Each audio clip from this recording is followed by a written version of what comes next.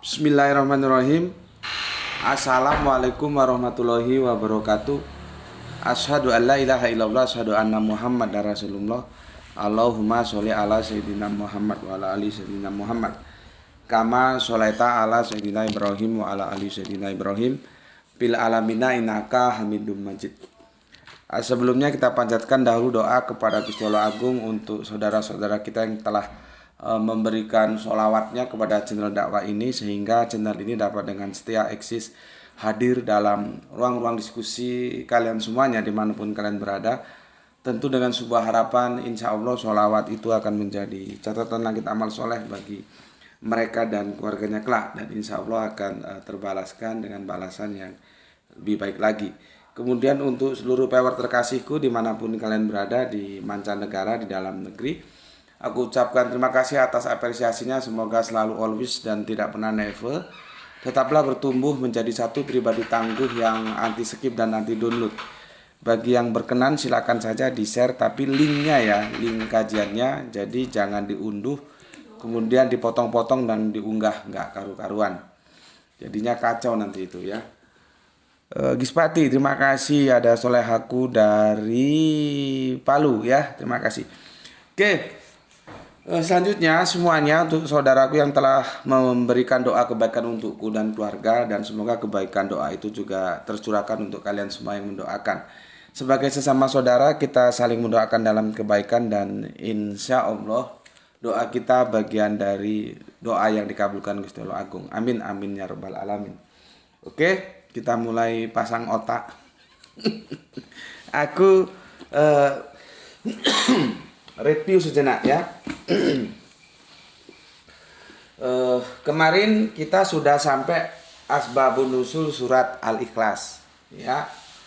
Aku tetap konsisten mengatakan kepada semua yang mengikuti kajian ini, surat Al-Ikhlas itu bukanlah dihadirkan untuk memberikan kritik atau menghadapi konsep teologis Kristen ya.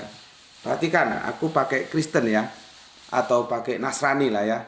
Aku tidak pakai ahli kitab, karena kalau ahli kitab itu nanti terbagi menjadi dua, ada Yahudi ada Nasrani ya. Jadi aku pakai Nasrani saja atau pakai Kristen. Tidak ya, tidak.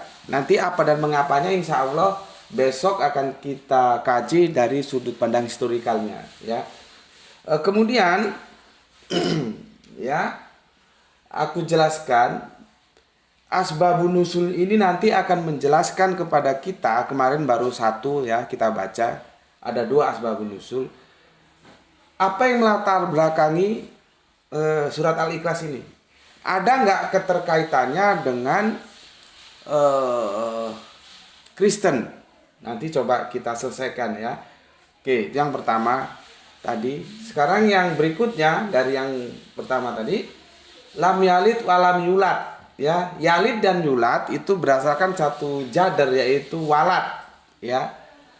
Walad itu anak, kalau yalid itu beranak, kalau yulad itu diperanakkan ya. Di sini menggunakan diksi atau narasi atau bukan narasi ya. Maksud gue narasinya dibangun dengan diksi walad, bukan ibnu ya. Kenapa walad, kenapa ibnu? Insya Allah nanti kita lanjutkan ya. Kita mau selesaikan dulu ya di asbabun nusulnya, baru nanti ke sini surat Al-An'am ini ya. Dan ini sebetulnya videonya sudah ada, tinggal kalian cari, nanti aku jelaskan. Kalian tinggal mudah mengikuti kemana kerangka berpikir yang aku bangun. Oke, itu review sejenak ya. Kalau yang kurang jelas ya harus lihat video yang ketiga kemarin ya. Oke. Kemudian aku akan baca komen yang masuk dari kalian. Ini aku hapus ya. Aku hapus.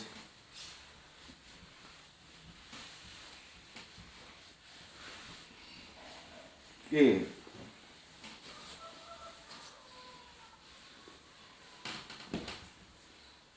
Oke, terima kasih untuk saudara-saudaraku yang ada di TikTok ya.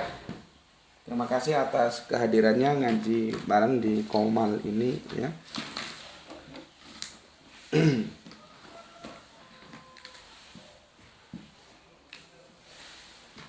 Sebentar aku siapkan dulu. Oke.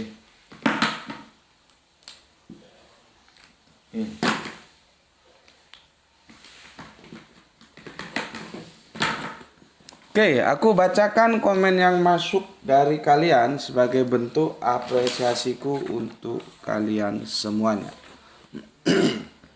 Pertama dari user hadir guruku. Oke, terima kasih Kang Mas user. Dan kemudian jagoan bendungan kita Kang Mas Irfan Al-Akbar, dia menukil Az-Zukhruf 39 ayat yang ke-29 ya.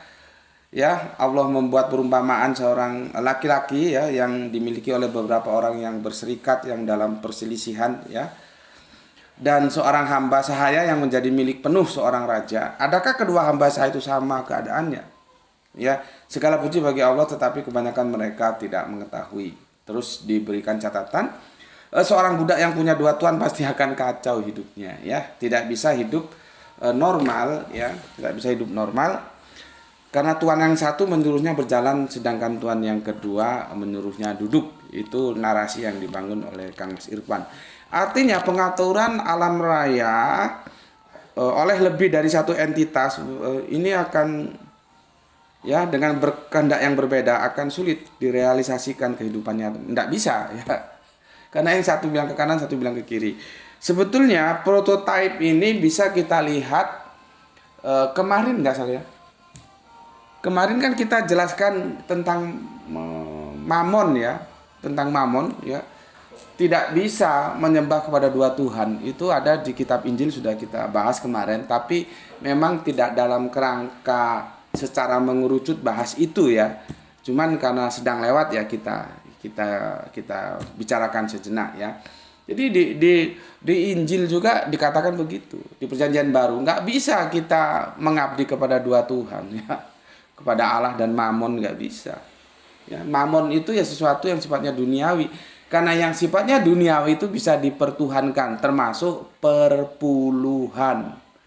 Makanya seseorang itu apakah dia tertrigger oleh perpuluhan atau memang sebuah kesadaran untuk melakukan sebuah aktivitas yang itu diperintahkan oleh agamanya berdasarkan aturan main agamanya, yaitu kembali ke dia yang tahu. Apakah karena Mamon atau karena Allah? Artinya nggak bisa mengabdi kepada dua Tuhan. Itu yang ditekankan oleh Kang Mas kita yang sekarang lagi garap bendungan di Jambi ya, Kang Mas Irfan Al-Akbar. Oke, matur nuwun ya.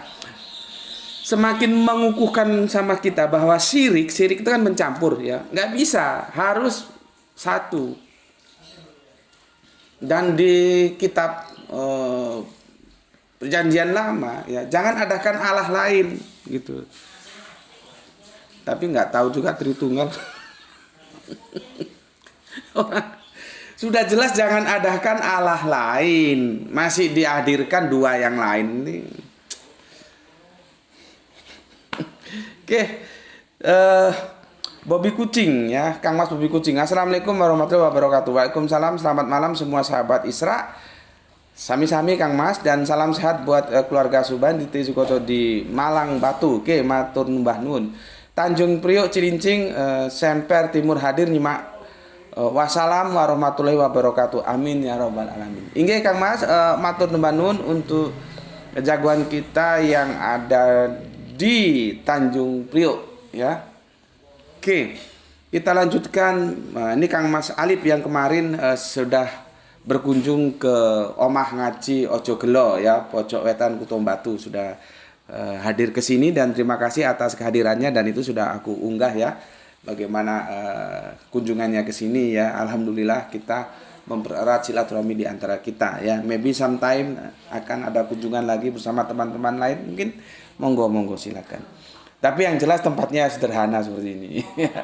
Nanti kita datang, yang penting kita bisa ngumpul ya. Jadi jangan diharapkan tempatnya itu seperti villa yang mewah, enggak ya. Aku tidak punya kemampuan untuk itu. Ya adanya begini ya aku sambut kalian ya. Oke, dan semoga kalian bisa menerima lah ya. Jangan over ekspektasi. tempatnya representatif. Enggak, kita bersahaja ngobrol. Ya adanya ruangan kontrakan seperti ini ya seperti ini gitu. Ya. Nanti kita ngobrolnya di luar karena di sini nggak boleh ngerokok ya. Ya. Kalau mau ngerokok di luar, kita lesehan di luar. Ya nanti fotonya insya Allah aku unggah di Facebook tadi ya, sama di grup WA kita. Oke, terima kasih Kang Mas Alip ya. Hadir dari Depok, tetangga Bogor, memurnikan keesaan Allah butuh ikhlas tingkat dewa ini. Betul. Membuang menyingkirkan semua yang dianggap setara dengannya dalam penyembahan. Betul ya. Jadi menyatukan menjadikan satu ya, meninggalkan yang satu, membuang yang lain. Bukan menjadikan satu yang banyak terus jadi satu, nggak begitu. Justru yang banyak itu dibuang meninggalkan yang satu. Itu yang dimaksud dengan tauhid ya. Jadi ahad menjadi tauhid itu nanti ada di penyelesaian di tasrif ya. Oke. Matur nuhun. Kemudian Kang Sahran Gipari menyimak setelah 1 jam tayang sambil makan malam di hari yang cerah. Oke, atur nuhun Kang. Bandung kumaha pawartosna. Dari Bandung kita bergeser ke Kerawang. Betul Kerawang ya. Sorry. Tangerang ya, Lurah Tangerang. Salam Isra, izin nyimak Bapak Ikhwan Tamim. Oke, matur nuwun. Pak Adumluk, assalamualaikum. Dari Serdang jenyimak Gus, salam Isra, semoga sehat selalu. Oke, matur tenggu, terima kasih Pak, semua bahagia bersama keluarga di rumah. Ini sesepuh kita ya, Bapak kita ya, dari Deli Serdang. Kalau yang tadi dari Tangerang, Lurah Tangerang. Kemudian ini jagoan kita, soleha kita Gispati, alhamdulillah Palu hadir Tuhan Guru. Semoga kita semua selalu dalam ridho Allah. Salam Isra buat semuanya. Oke, terima kasih. Kita lanjutkan Kang Hermana Natawi Jaya, atur nuhun Bandung, atur nuhun Sadayana. Salam Isra. Kemudian ada Kang Ramadan. Assalamualaikum, waalaikumsalam. Wonosobo hadir, Gus, salam Isra. Waduh, belum mengena tentang anak Allah. Kayaknya nggak selesai di seri 4 nih. Sampai seri berapapun aku tunggu. Sampai aku benar-benar mudeng paparan JM.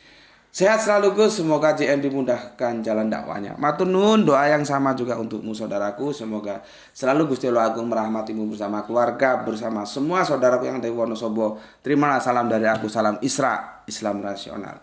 Kemudian soleha kita dari Bandung, assalamualaikum, salam Isra, guru, waalaikumsalam. Ayah saat di itu, ayah Teh Rahani Junaidi, atau nuhun teh. Kita lanjutkan Amazing Islam ya. Izin sedikit koreksi, monggo silahkan. Surat Makkiyah adalah surat yang diturunkan di periode sebelum hijrah Nabi Muhammad ke Madinah. Surat Madaniyah adalah surat yang diturunkan di periode setelah hijrah Nabi Muhammad ke Madinah, walaupun turunnya di kota Mekah atau tempat lain. Jadi tidak dilihat dari tempat turunnya, tetapi dilihat kapan waktu turunnya. Oke, mantap. Terima kasih untuk Kang Mas sopo iki? Amazing Islam ya, izin koreksi. Jadi gini Kang Mas ya. Sebelumnya terima kasih atas koreksinya. Dalam sebuah peristiwa itu ada dua yang saling mempengaruhi ya. Yang biasanya aku menyebut teori ruang dan waktu ya. Ruang dan waktu, atau dalam bahasa hukum tempus delicti dan locus delicti gitu ya. Sekarang kita berbicara surat ya. Surat ya, Quran, surat dalam Al-Qur'an ya. Kita akan mendekatinya dengan apa? Dengan locus. Ya. Maka dia akan menjadi Makkiyah dan Madaniyah. Nih, kalau locus ya, dia berdasarkan locus delicti. Ya, locus berdasarkan lokusnya. Tempat di mana turunnya. Ya, perhatikan seperti ini. Ada yang seperti ini ada. Ya, tapi jangan lupa ada juga yang berdasarkan tempat. Gitu loh ya, yang berdasarkan tempat, maka dia menggunakan patokan hijrah ya.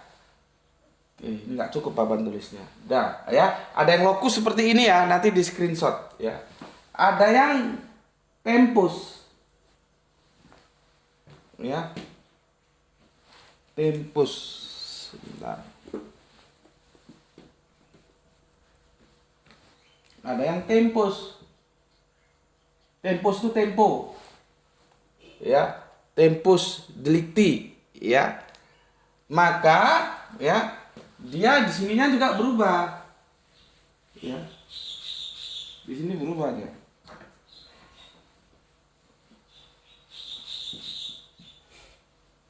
Ya.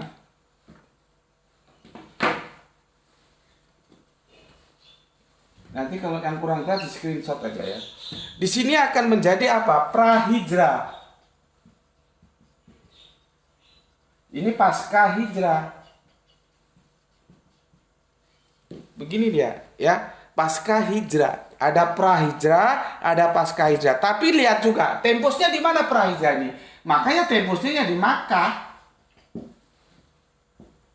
Ya, dia kan prahijrah. Yang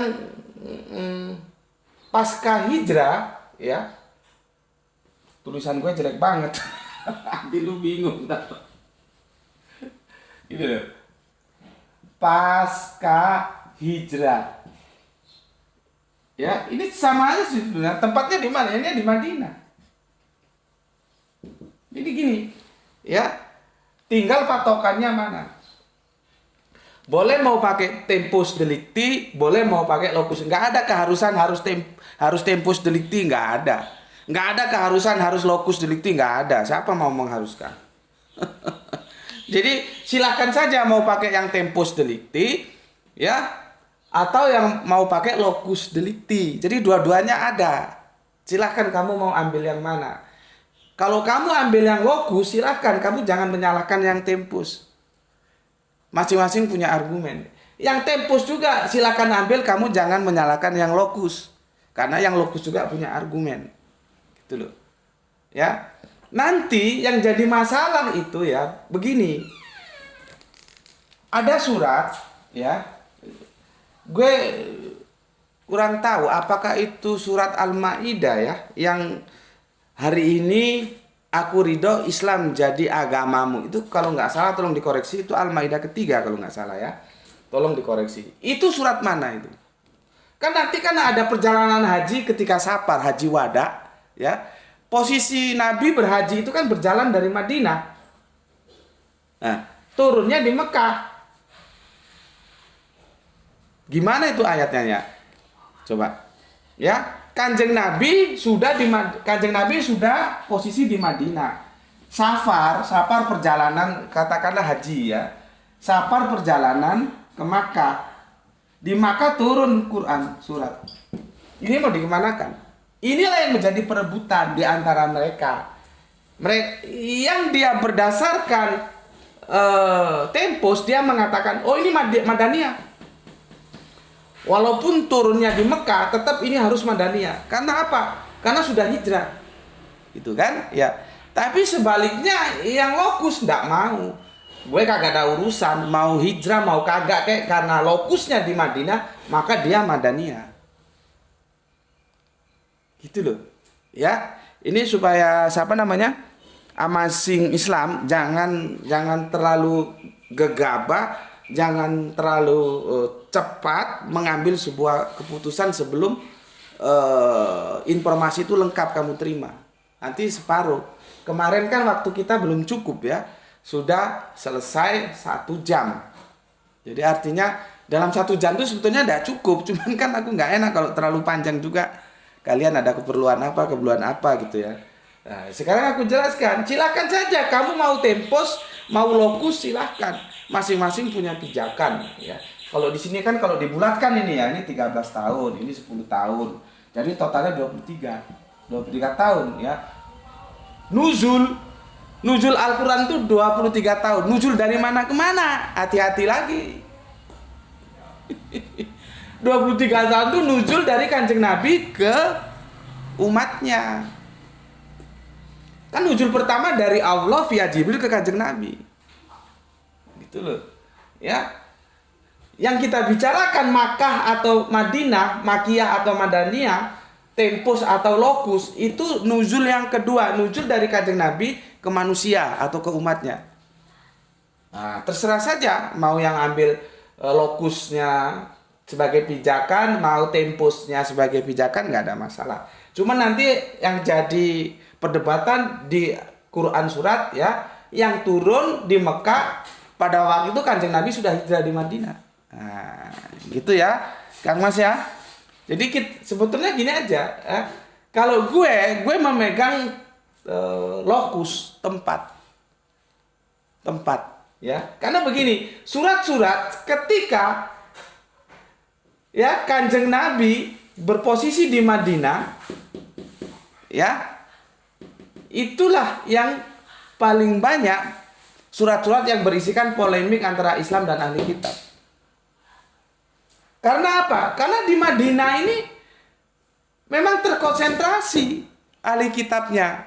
Di Mekah nggak ada, jadi nggak mungkin ayat itu menceritakan tentang polemik antara ya Islam dan ahli kitab. Di sini nanti banyaknya itu Arab pagan, maka konteksnya di sini berhadapan dengan Arab pagan ayat-ayatnya.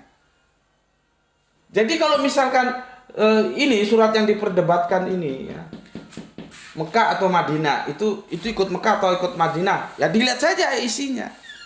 Kan aneh kalau misalkan di Madinah itu suratnya di Mekah itu ayatnya, suratnya itu berisi tentang polemik dengan ahli kitab. Nah, ahli kitabnya nggak ada di sini kok. Kan nggak mungkin menjadi kan terjadi rivalitas antara gini ya. Kanjeng Nabi itu sebetulnya waktu mau hijrah, ini sudah berkali-kali sih aku sampaikan ya, terutama untuk yang di TikTok mungkin belum tahu ya. Ketika Kanjeng Nabi mau hijrah, itu Kanjeng Nabi sebetulnya menaruh harapan kepada ahli kitab Yahudi dan Nasrani akan ya membackup beliau sebagai nabi. Tetapi ternyata setelah di Madinah, lain cerita. Justru terjadi rivalitas di antara tiga-tiganya itu. Yahudi, Nasrani, Islam, ini rivalitas semua ini. Padahal ini satu garis dari Abraham Faith. Nggak bisa, Yahudi itu nggak bisa lepas dari Bapak Abraham, nggak bisa. Islam apalagi nggak bisa, makanya dikatakan ikutilah mila Abraham. Nasrani nggak bisa, makanya Abraham itu dikatakan bapak orang beriman. Entah demikian, terjadi rivalitas di antara ketiga ini, bukan saling dukung. Makanya dikatakan di surat Al-Baqarah itu kan terjadi rivalitas Yahudi dan Nasrani memperebutkan Bapak Abraham. Lalu dikatakan, bagaimana dia mau dikatakan Yahudi? Bagaimana mau dikatakan Nasrani? Sedangkan Ibrahim itu sebelum era Yahudi dan Nasrani. Begitu juga Kanjeng Nabi punya harapan besar ya. Kaum ahli kitab ini akan mendukung beliau karena punya sejarah, punya rantai, punya benang merah ke Bapak Abraham. Beda dengan di sini di Mekah, Islam dan Arab pagan itu tidak punya rantai sama sekali. Orang satunya Ardi, satunya Samawi, kok mau punya rantai seperti apa? Tidak punya. Itulah supaya kalian tahu kenapa akhirnya Kanjeng Nabi itu sedikit terkaget gitu ya, loh ternyata begini ya, dimana ketiga anak-anak Abraham ini saling menjadi rivalitas satu sama lain, Yahudi dan Nasrani, Islam dan Nasrani, Islam dan Yahudi, semua seperti itu. Ya, oke, makanya komentarnya itu di sini, makanya gue lebih suka lihat isinya aja, gimana sih isinya, terus karakter suratnya. Kalau di sini biasanya panjang-panjang karena dia uraian. Polemik itu kan mesti kan seperti kita diskusi ya. Kan itu untuk ketemu di satu titik kan perlu waktu. Biasanya harus ayat ini lompat ke ayat ini saling menampilkan argumen gitu ya. Jadi panjang waktunya, sama di sini. Polemik itu begitu. Kalau di sini nggak langsung singkat-singkat aja, karena di sini yang digarap itu akidah. Di sini akidah yang digarap. Ya. Makanya nanti kamu tahu bahwa Quran ya ketika menjelaskan surat Al-Ikhlas itu tidak terkait dengan Kristen atau Nasrani, ya ngomong Alkitab, karena nanti Alkitab muncul. Ya. Oke. Itu untuk Kang Mas siapa ini? Amasing Islam ya, semoga bisa dipahami. Terserah kamu mau ikut yang tempus delicti monggo, yang locus delicti monggo, nggak ada masalah. Yang penting kamu jangan menyalahkan ketika orang yang berbeda dengan kamu, sementara dia juga punya argumen, gitu ya. Nah, salah kamu nggak setuju itu hak kamu, silakan saja.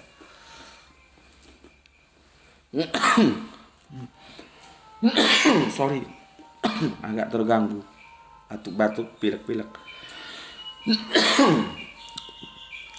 Mohon tap-tapnya dilanjut ya supaya nggak di-cut. Terima kasih, aku belum bisa baca komentar kalian yang masuk ya.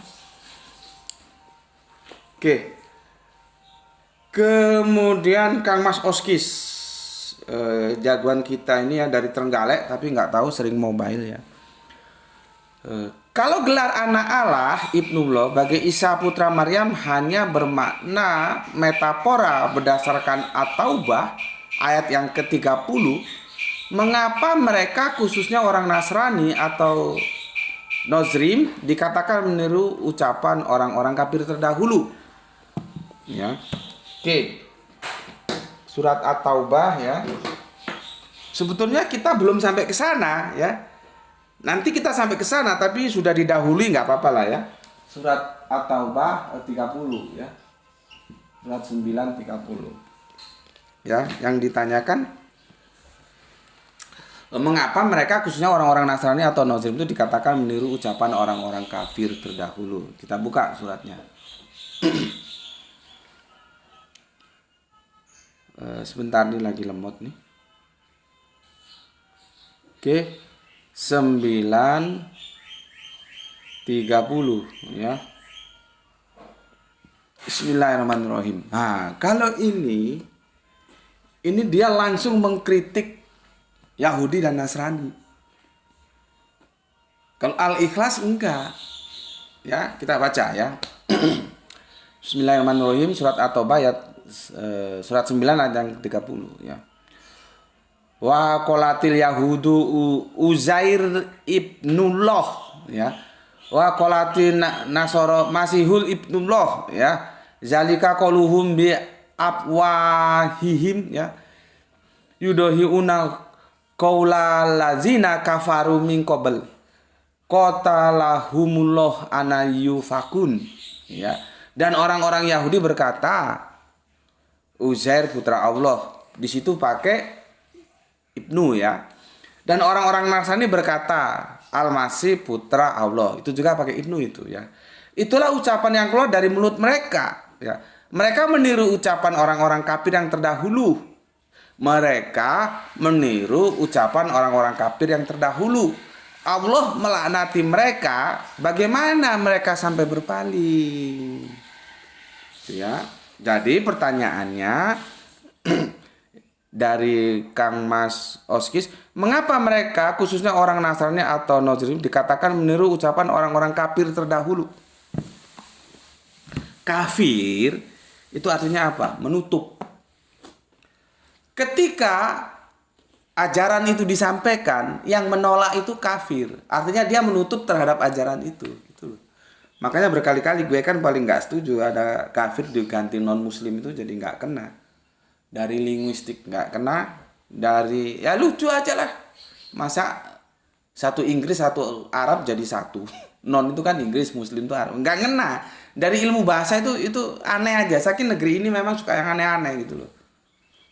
Mbok ya yang akademis gitu. Nggak tahu kemana pakar, ulama, pendeta, kiai, jago bahasa, tata bahasa yang katanya keren-keren tuh. Mbok ya ngomong gitu loh.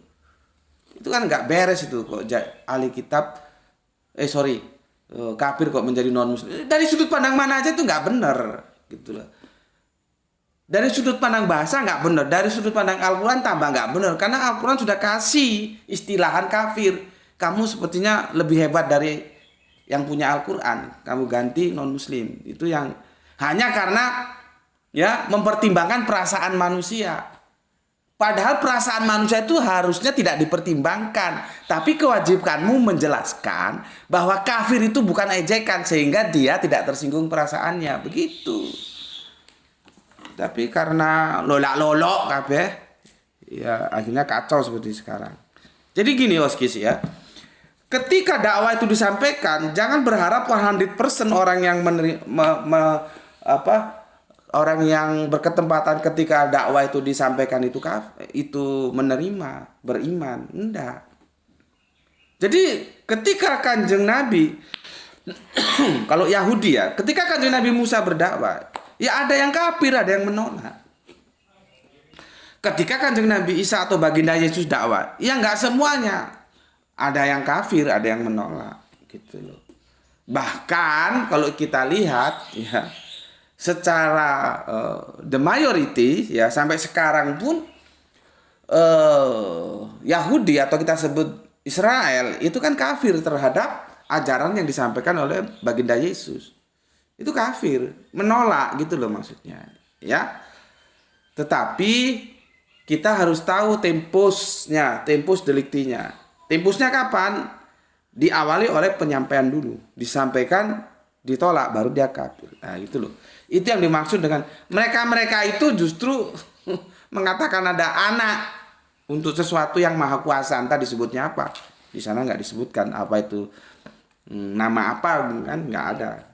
Tapi intinya sesuatu yang maha kuasa itu punya anak, gitu loh maksudnya. Oke. Dan di ayat lain, misalnya An-Nisa 171 tentang Isa putra Maryam, ini tertulis tentang walad. Oke. Begini. Lain Oskis ya. Ini 930 sudah ya. Sekarang 171. Di sini pakai walad ya. Karena dia general, umum. Dia kan tidak dinisbahkan ke baginda Yesus, tidak dinisbahkan ke siapa itu tadi? Uzair ya? Enggak. Ini walad. Allah itu tidak punya anak ya. Tidak dia dinisbahkan ke sini. Kalau ini sudah khusus. Tapi sebetulnya masalah walad itu nanti akan insya Allah besok ya. Kenapa walad, kenapa ibnu? Besok aku jelaskan ya. Nanti ini sebagai introduction-nya untuk memahami kenapa walad, kenapa ibnu. Nah, di sini kenapa walad? Dia general kan? Tidak langsung ke personalnya, entah itu baginda Yesus, entah itu Kang Mas Uzair gitu lah ya. Atau supaya lebih jelas enggak apa-apa lah aku bacakan ya, surat 471. 471. Nah ini salah ngomong, salah ucap 4171 bukan 71. Sorry.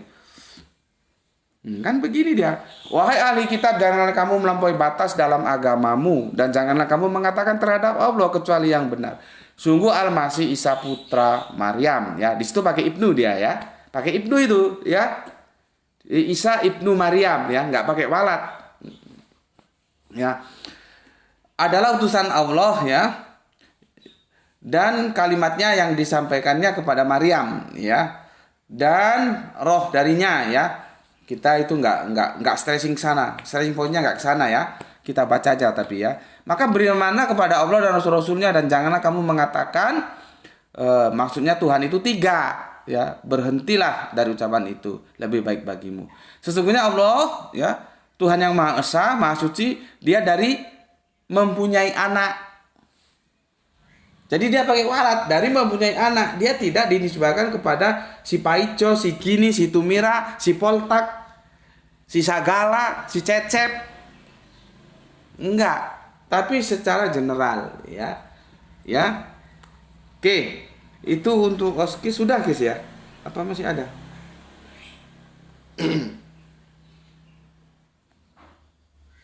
Tentang pergeseran nilai ya. Sorry. Artinya kalau melihat beberapa ayat tersebut nampaknya bahwa ada pergeseran makna. Betul, pergeseran makna. Nanti aku jelaskan. Tapi bukan itu. Pergeseran makna, ya. Betul. Terjadi pergeseran makna, tapi pergeseran makna itu bukan karena ibnu dan walad. Enggak di sana permasalahannya. Ya, bukan karena ibnu bukan karena walad. Nanti aku jelaskan. Terjadi pergeseran ya makna tentang istilah ini, anak Allah ini. Makanya kenapa Gus Putih berani mengatakan Doditan itu anak Allah? Karena gue tahu sudah terjadi pergeseran makna, tapi bukan karena Ibnu dan Walad ini, bukan. Sabar, insya Allah nanti kita akan ke sana kok. Yang penting sabar, ikuti ya. Yang namanya juga aku juga punya kesibukan ya, curi-curi waktu supaya dakwah bisa, keseharian juga bisa diselesaikan tugas-tugas keseharian ya. Oke, untuk yang di TikTok jangan lupa ya tetap di tap-tap, nanti semoga tidak, kalau di-cut kembali lagi ya nanti ya. Oke. Jadi itu masalah pergeseran makna jelas ya, terjadi pergeseran makna. Oke. Kemudian kesetaraan, bukan, kita belum sampai kesetaraan loh Oskis. Ya. Kita belum membicarakan kesetaraan. Ya, ini gue hapus ya. Jadi gini. Ya. Kita itu masih pure di masalah anak Allah. Kita belum berbicara kesetaraan. Ya. Tadi pagi gue kan main-main TikTok, kemudian ya diskusi, ya aku anggap guyonan biasa lah sama Nabi ya. Dia mengklaim sebagai Nabi, ya sudahlah kita anggap Nabi aja lah ya. Meskipun sesama Kristennya juga nggak menerima kalau dia Nabi ya. Apa susahnya bikin orang seneng? Dia seneng dipanggil sebagai Nabi, ya sudah Nabi gitu ya. Dia punya konsep teos beda dengan Kristen-Kristen lain. Karena begini menurut dia, Bapa, Putra, Roh Kudus, ya. Ini lebih unggul. Ini baru di bawahnya. Ini di bawahnya. Gitu. Jadi tidak setara dia. Tidak setara. Karena ini menurut dia yang punya ide. Ide. Ini yang melaksanakan ide. Nggak tahu kalau ini yang apa ini. Mungkin dua-dua ini pelaksana ide gitu. Dia bilang kalau ini perancang yang gambar bangunan. Ini kuli bangunan gitu katanya. Ya sudah gue ikut aja lah apa kata lu gitu. Yang penting karena gue ingin dia tetap mau diskusi, karena kalau dia kita apa namanya? Terus kita tekan nanti takutnya merajuk itu nggak mau lagi dia gitu. Jadi apa dia mau kita ikuti aja gitu sambil pelan-pelan kan. Nah, kalau menurut dia ini nggak setara kan? Bapak, Baginda Yesus dan Roh Kudus nggak setara kalau menurut dia. Padahal dari Tritunggal yang aku pelajari itu setara ini. Kan gini. Ini setara semua ini. Ini Allah. Ya, ini setara. Kalau dia nggak, ini relatif. Tapi gini loh ya, berkali-kali gue mengulang-ulang, memang begini loh. Ketika saya menjelaskan sesuatu yang itu membutuhkan kecerdasan, terus yang kan di TikTok itu kan banyak manusia dengan berbagai latar belakang, tingkat pendidikan dan segala macamnya ya. Kan nggak bisa difilter itu. Memang jadi masalah. Ya, sebetulnya dengan hadirnya pembedaan sebagai Bapa itu lebih unggul, kemudian Yesus dan Roh Kudus, dan disimpulkan ini tidak setara, itu jadi masalah. Karena dia akan menjadi relatif. Pertanyaannya, ya, apakah kita akan menjadikan sesosok sesembahan sesuatu yang relatif?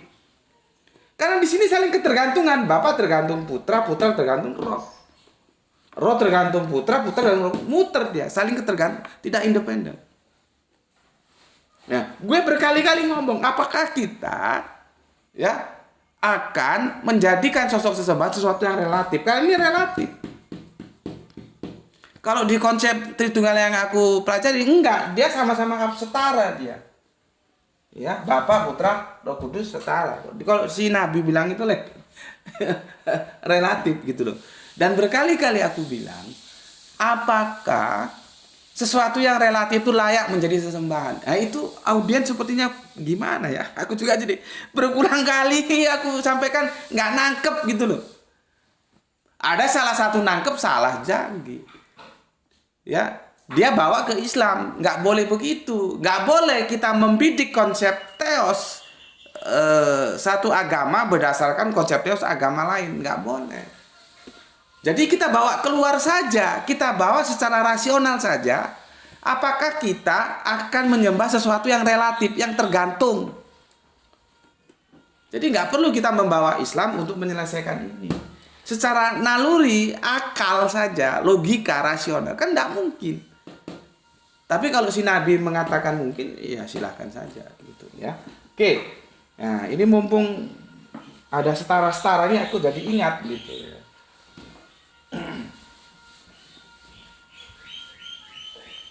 Jadi begini, Kang Mas Oskis, kita belum sampai ke sini dan kita tidak membicarakan ini. Ya, nanti kalau memang perlu kita bicarakan, kita bikin videonya dengan tajuk tersendiri. Kita tidak bicara kesetaraan. Ya, artinya alif lam lam ha atau y h w h itu memang kan sudah jelas. Dia itu maha, berarti tidak ada yang boleh setara dengan dia. Harus nol. Kita nolkan, nggak boleh ada yang setara dengan dia. Ya.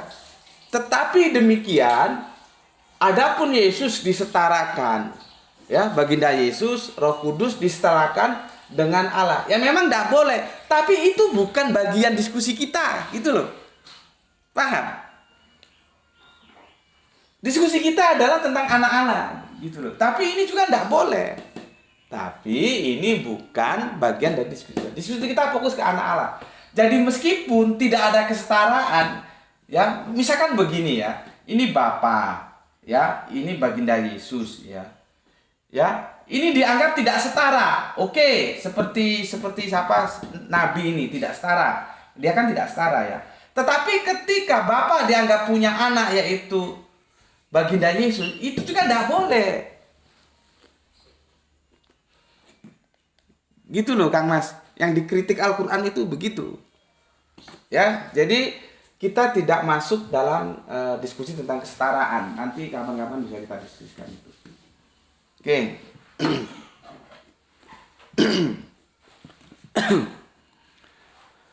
Berikutnya Kutu Loncat surat 3. Allah menyatakan bahwa tidak ada Tuhan selain Dia. Allah ini bersahadat kepada siapa? Ayat ini lagi booming sepertinya ya. Coba surat berapa tadi? Surat 3:18. Teman-teman sama-sama buka ya surat 3:18. Karena ayat ini ternyata menjadi sesuatu ayat yang sangat diminati sama teman-teman Kristen di perdebatan ya. Surat 3 ayat 18 ya. Katanya Allah bersahadat kepada siapa? Lalu baca enggak ayatnya? Gitu loh. Terus sahadat di sini itu sama dengan sahadat-sahadat ketika kita mau masuk Islam. Kan itu permasalahannya. Gue juga nggak tahu yang dimasalahin itu apanya, gitu loh. Ya, seperti dulu ya. Bismillahirrahmanirrahim itu ucapan siapa gitu. Wah, itu booming itu, ya. Di dunia-dunia semua teman-teman Kristen pada tanya itu. Sekarang ini 3:18 ini kalau nggak salah ini sudah ketiga kalinya aku. 2 kali di TikTok, 1 kali di sini. Ini dipertanyakan. Pesan aku begini loh ya.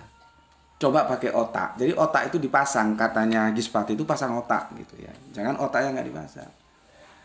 Jangan kamu menerima mentah-mentah sesuatu yang kamu terima, karena itu bisa jadi kamu kelola, kamu kapitalisasi untuk menyerang Islam atau menyerang yang lain. Jangan. Itu namanya kamu geblek. Karena kamu tidak tahu hal tentang itu. Cuman karena oh ini bisa untuk dijadikan amunisi, dikapitalisasikan. Nanti kalau diskusi ini disampaikan. Akhirnya marak seperti sekarang. 3 kali paling tidak aku dengar ini disampaikan, diajukan kepada teman-teman Islam oleh teman-teman Kristen. Di situ aku menyimpulkan, lu itu mengajukan sebuah permasalahan yang lu sendiri tidak tahu. Sama dulu juga booming begitu. Bismillahirrahmanirrahim itu ucapan siapa? Masa Allah mengucapkan dengan nama Allah gitu. Sekarang ini yang booming. Oke ya, sekarang aku jelaskan semoga bisa dimengerti. Kalau nggak dimengerti ya sudah. Mau bagaimana lagi? Tapi mestinya mengerti lah, mestinya tahu. Cuma kan kalau kita berhadapan dengan orang-orang yang tidak mau tahu, itu ya seperti itu. Al-Quran bilang, you kasih tahu, kagak kasih tahu, lidahnya dijulurkan. Gitu. Nggak masalah, tugas kita kan ngasih tahu. Bukan memaksa dia untuk mau tahu. Enggak. Ya, oke, jadi begini. Sayyidullahu annahu la ilaha illa huwa wal malaikatu wa ulul ilmi qaiman bil qis la ilaha illa huwal azizul hakim. Itu ya. Terus ini apa? Cermati penjelasannya ya. Di sini muncul kata sahida. Ya. Sahida itu ya sesuai dengan konteksnya, karena kesaksian kita ya, orang yang mau masuk Islam dengan kesaksian Allah itu beda. Maka saksi di sini ya tidak diterjemahkan sebagai menyaksikan, tidak, tapi menyatakan, karena memang konteksnya beda. Artinya syahid itu mengalami polisemi, bisa menyaksikan, bisa menyatakan. Ya, di sini ya Depak menyatakan ya nggak apa-apa. Aku nggak ada masalah, mau menyatakan ya monggo. Mau menyaksikan juga monggo, nggak ada masalah. Ya. Oke, mumpung ingat aku kembali lagi tadi. Untuk teman-teman Islam, kalau ada informasi yang masuk ke kamu, jangan seperti teman-teman Kristen, ya. Oh, ini bisa untuk dikapitalisasi untuk hujah, untuk nanti disampaikan menyerang Kristen. Enggak baik begitu. Ya. Niati diskusi itu sebagai pembelajaran, bukan untuk mencela, menista, memojokkan, bukan. Ya. Orang aku yang begini aja masih dituduh yang menista, memojokkan, mencela kok. Padahal aku nggak punya. Untuk apa mencela? Ya, kita belajar bareng. Akhirnya juga kan terserah kalian, mau setuju ambil, nggak setuju tinggalkan, nggak ada paksa-paksa di sini. Ya.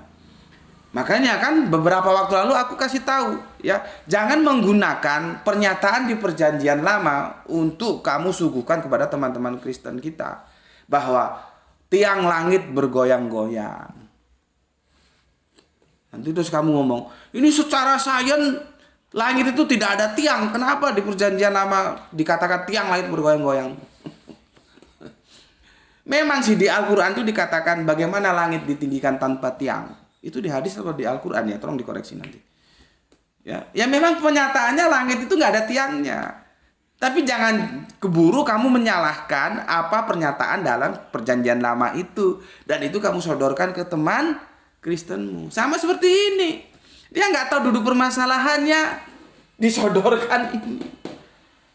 Terus semua pada ngikutin gitu. Padahal tahu kagak lo. Gitu loh. Ya. Kita belajar untuk tahu gitu. Tahu dulu baru menentukan sikap. Jangan-jangan nggak tahu apa menentukan sikap, pakai saja gitu. Jangan ya. Itu bahasa metafora ya. Tiang langit bergoyang-goyang. Artinya itu kan di gedung pengadilan tuh. Bagaimana keadilan itu sakral gitu loh, sampai dikatakan tiang langit bergoyang-goyang. Itu metafora. Kalau dilihat langit tanpa tiang ya memang langit nggak ada tiangnya gitu. Ya. Oke, kita kembali ke sini. Allah menyatakan bahwa tidak ada Tuhan selain Dia. Nah, terus masalahnya di mana? Itu loh, gue juga heran. Sudah jelas kalimatnya. Ini kan dengan gini ya. Ini dengan terjemahan yang sudah sangat lebih dekat dengan konteks daripada aku. Kalau aku begini, Allah menyaksikan bahwa tidak ada Tuhan selain Dia. Tapi Depak ingin menyesuaikan konteks supaya pembacanya lebih gampang nangkep gitu loh ya. Dia tidak pakai kata menyaksikan tapi menyatakan. Sahida itu sahid ya. Ya, itu menyaksikan ya. Itu kan tasrif dari ashadu ya. Ada menyaksikan ya. Oke.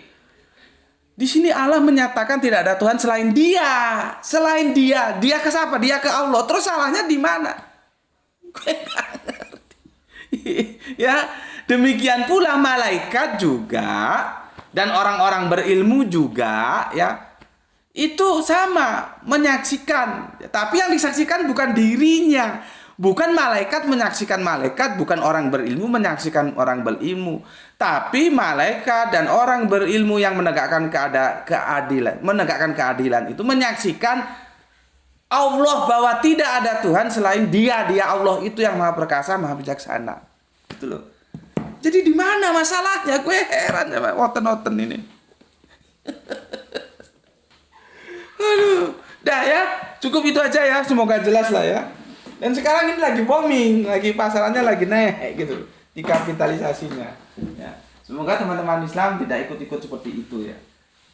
Kalau ada sesuatu informasi, pelajari dulu, kamu tahu dulu. Baru nanti mau kamu ajukan untuk bahan diskusi atau tidak, itu terserah kamu.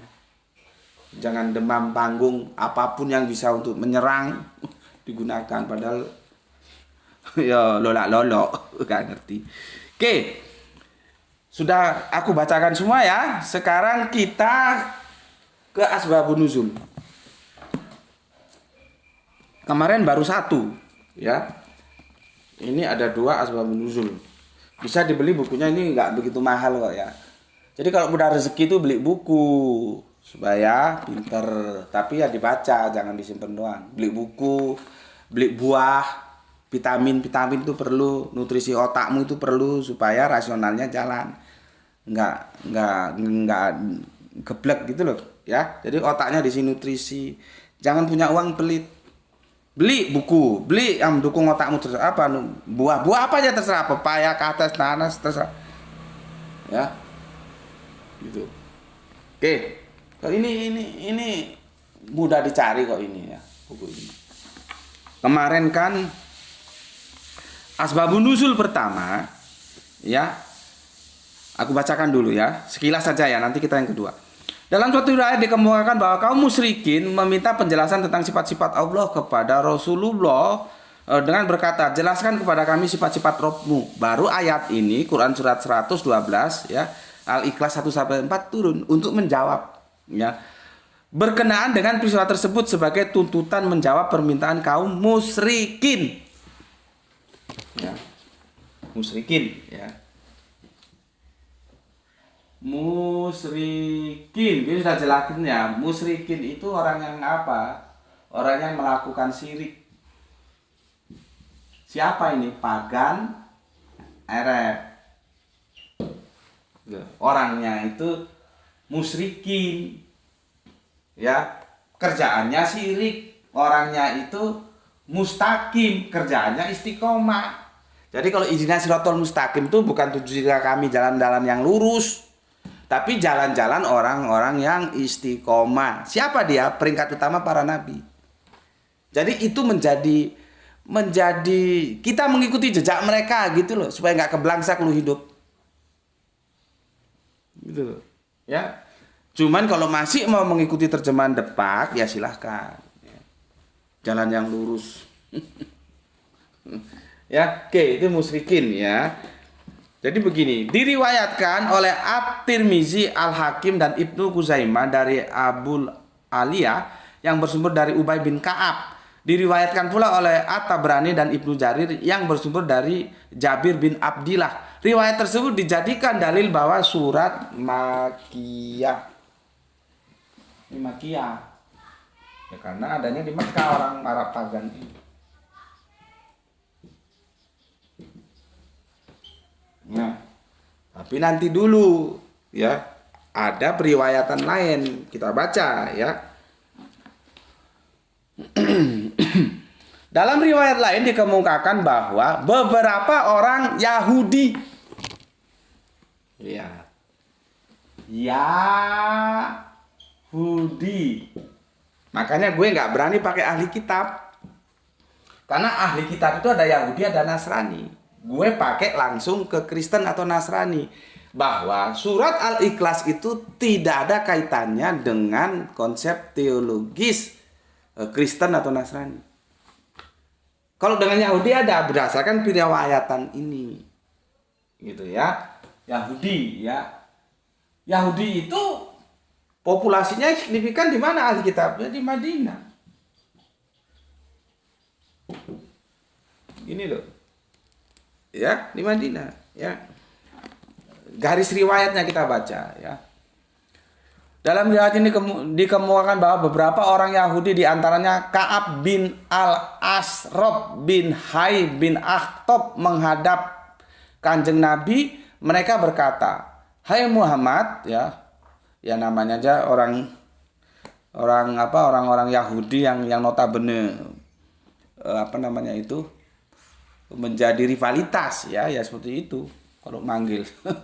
"Hai Muhammad, lukiskan sifat-sifat Rob yang mengutusmu." Ya. Ayat ini, Quran surat Al-Ikhlas ini turun 1 sampai 4. Turun berkenaan dengan peristiwa tersebut. Jadi kalau di sini yang tanya itu Yahudi, maka dia Madinah. Yang di sini musyrikin, maka dia Makkiyah. Ya, gini. Dalam riwayat lain dikemukakan bahwa kaum Ahzab berkata, "Lukiskanlah sifat Rabbmu kepada kami." Maka datanglah Jibril menyampaikan surat ini yang melukiskan sifat-sifat Allah.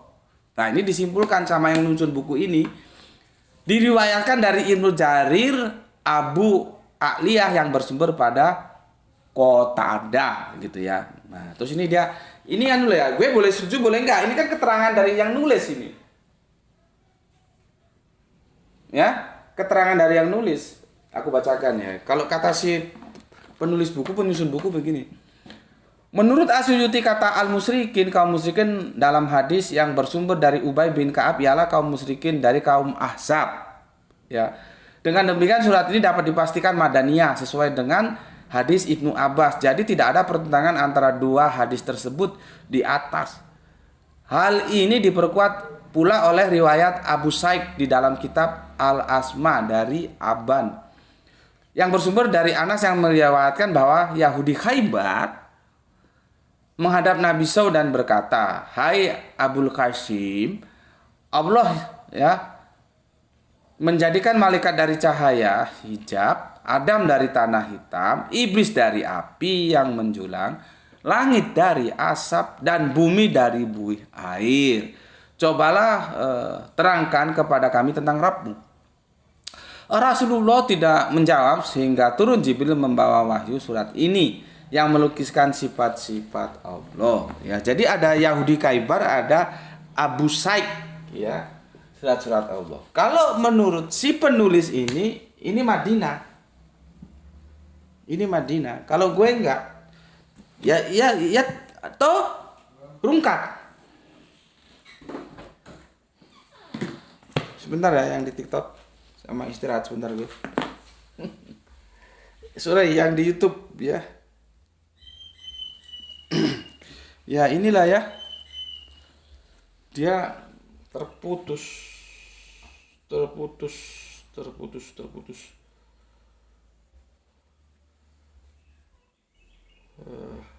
tuh? Sebentar kita nunggu supaya teman-teman di TikTok juga dapat penjelasan yang komprehensif ya.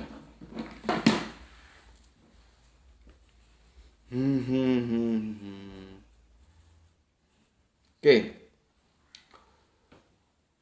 Mohon sorry untuk teman-teman yang ada di TikTok tadi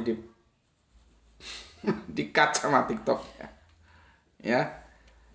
Ayo segera kembali ke sini. Kenapa dia nggak keluar tuh apanya tuh? Oh, baru ini ya.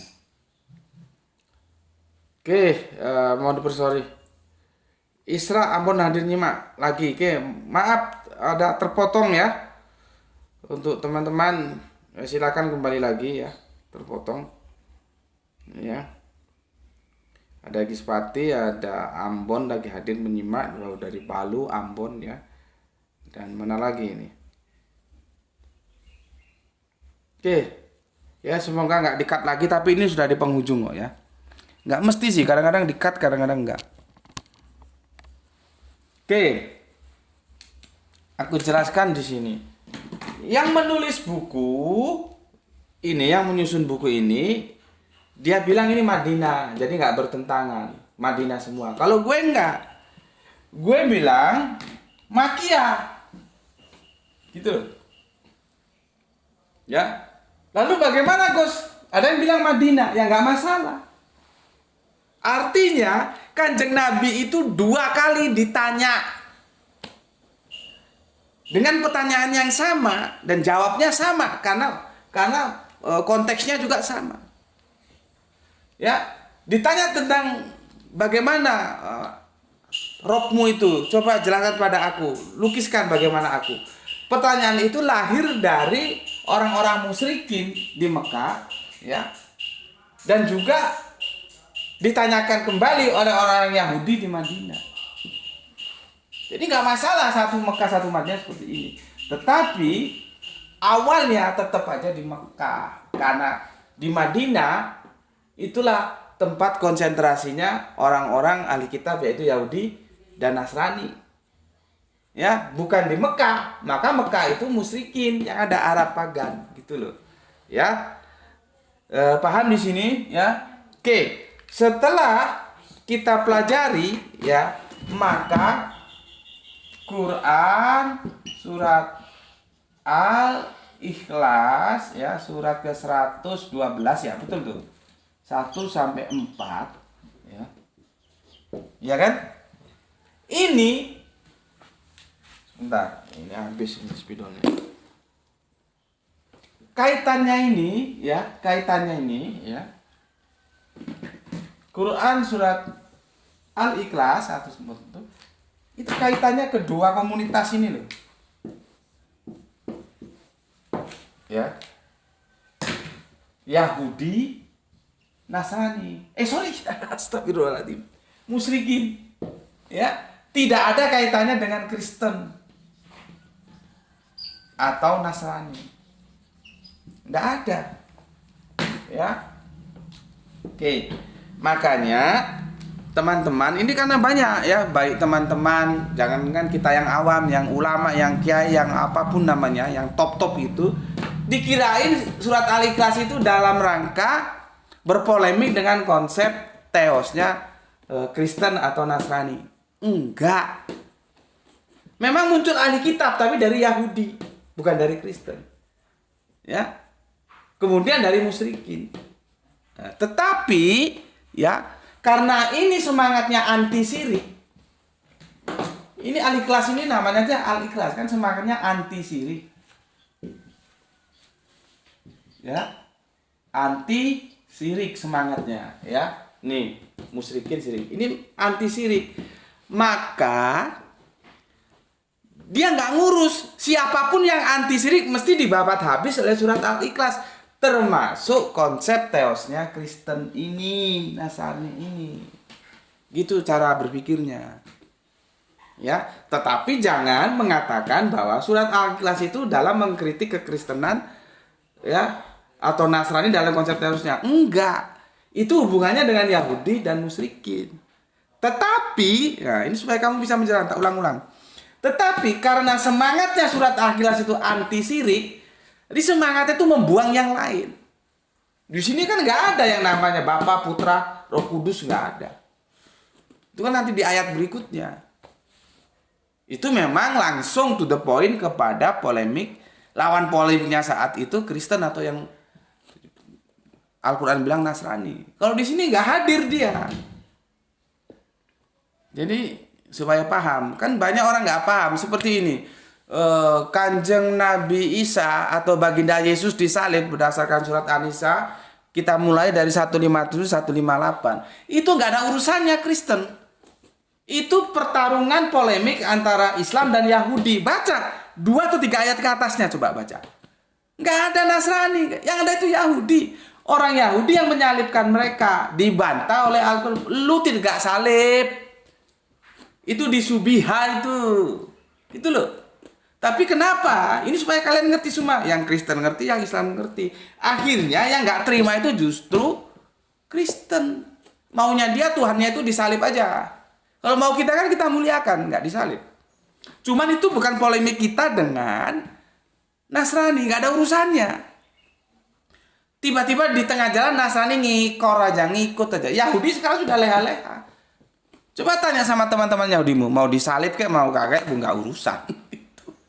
Nah, itulah karena penyaliban itu dikapitalisasi ya oleh Bapak Paulus menjadi dogma penting dalam kekristenan atau dalam Nasrani, yaitu penebusan dosa.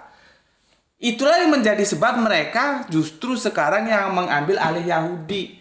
Yahudinya yang berpolemik dengan Islam tenang baik, sekarang justru Kristen yang nggak terima atas pernyataan Al-Quran. Berhadapanlah Kristen dengan Islam. Padahal sejarahnya kagak begitu. Itu artinya begini. Seperti bukan urusannya ikut campur aja urusan orang gitu loh. Kan itu gak ada urusannya dengan Kristen. Nah, gitu ya. Sama dengan di sini. Di sini gak ada urusannya dengan Kristen ya. Tetapi karena semangatnya anti syirik dan Kristen syirik, maka dihajar juga gitu. Ya. Mungkin teman-teman Kristen nggak terima dibilang syirik ya, Tritunggal itu nggak syirik ya, nantilah kita diskusikan ya. Gampang kok intinya. Kalau kamu menghadirkan sosok lain selain Bapa itu ya syirik, gitu aja. Cuman kan aku nggak punya cukup waktu untuk menjelaskan dan itu nanti topiknya lain ya. Oke, sudah 1 jam 6 menit aku jelaskan. Insya Allah besok kita masuk seri yang keempat, kita tinjau dari sudut pandang historikalnya, sejarahnya bagaimana Arab mula-mula. Islam mula-mula ya. Mana? Ya di Mekah itu.